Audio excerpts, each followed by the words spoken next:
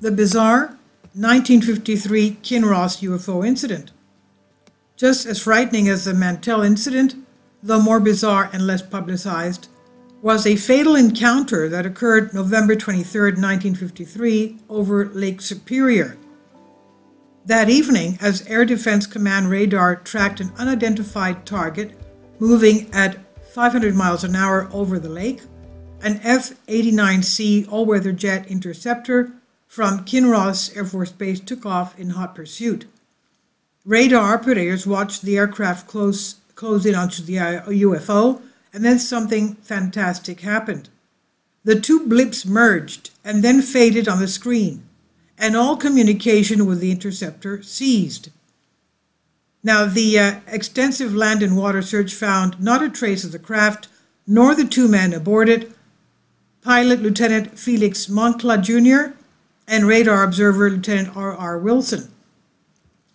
Unlike the Mantell incident, the Kinross case attracted minimal newspaper coverage. Also, unlike Mantell, Kinross has never been satisfactorily explained. Later, after aviation writer Donald E. Kehoe broke the story in his bestseller The Flying Saucer Conspiracy, 1955, the Air Force insisted that the UFO, quote-unquote, had proved on investigation to be a Royal Canadian Air Force C-47. The F-89C had not actually collided with a Canadian transport plane, but something unspecified had happened in the interceptor, and the interceptor crashed. Aside from implying woeful incompetence on the radar operator's part, this quote-unquote explanation, still the official one, flies in the face of Canadian government repeated denials that any such incident involved one of its aircraft ever took place.